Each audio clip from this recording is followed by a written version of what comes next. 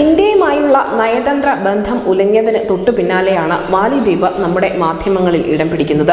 അതിനു മുൻപ് ഒരുപക്ഷെ നമ്മളിൽ ഭൂരിഭാഗം പേരും മാലിദ്വീപും ഇന്ത്യയും തമ്മിലുള്ള ബന്ധത്തെക്കുറിച്ച് അറിഞ്ഞിരുന്നില്ല. അതിൻ്റെ പണ്ട് തൊട്ട് അവർ പിന്തുടർന്നു പോന്നിരുന്ന ഇന്ത്യയുമായുള്ള ആ അടുപ്പത്തിൻ്റെ ആഴവും അറിയില്ലായിരുന്നു.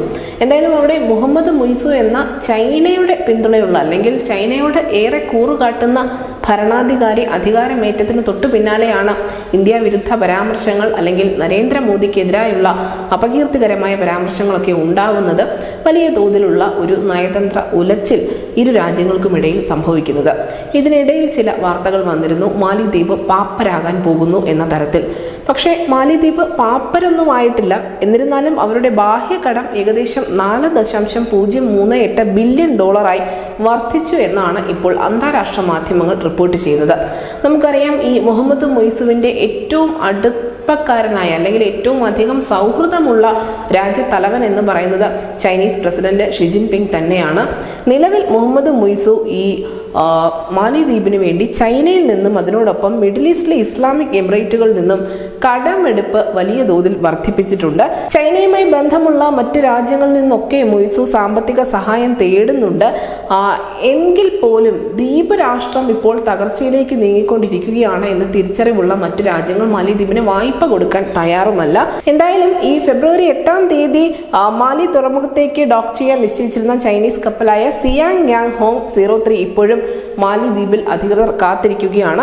ദക്ഷിണ ഇന്ത്യൻ മഹാസമുദ്രത്തിൽ മാലിയിൽ നിന്നും 20 മണിക്കൂർ അകലെ മാലിദ്വീപ്, ശ്രീലങ്ക, ഇന്ത്യ എന്നിവിടങ്ങളിലെ EEZക്ക് പുറത്ത് ഈ ചാരക്കപ്പൽ ഇപ്പോൾ സ്ഥിതി ചെയ്യുന്നുമുണ്ട്.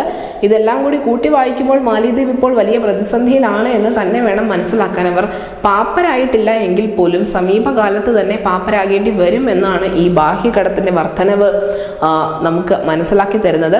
ഇന്ത്യയുമായി സഹകരണം ഉണ്ടായിരുന്ന കാലത്ത് നമ്മുടെ ഒരു സ്വന്തം സംസ്ഥാനം എന്ന നിലയ്ക്ക് പരിഗണന നൽകി ഇന്ത്യ പരിപാലിച്ചു പോകുന്ന ഒരു രാജ്യമായിരുന്നു മാലിദ്വീപ് എന്ന് പറയുന്നത്. പക്ഷേ അവിടെ മുയ്സു അധികാരത്തിലേറിയതിനു ശേഷം ഉണ്ടായ നാടകീയ രംഗങ്ങൾക്ക് ഇപ്പോഴും അന്ത്യം ആയിട്ടില്ല.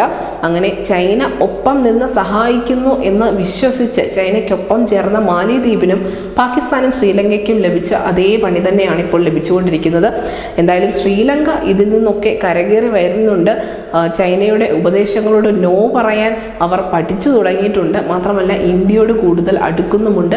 വിനോദസഞ്ചാര മേഖല ഉൾപ്പെടെ കൂടുതൽ പരിപോഷിപ്പിച്ചുകൊണ്ട് ശ്രീലങ്ക ഇപ്പോൾ പഴയ ഒരു സാമ്പത്തിക സ്ഥിരതയിലേക്ക് തിരികെ നടന്നു തുടങ്ങിയിട്ടുണ്ട്.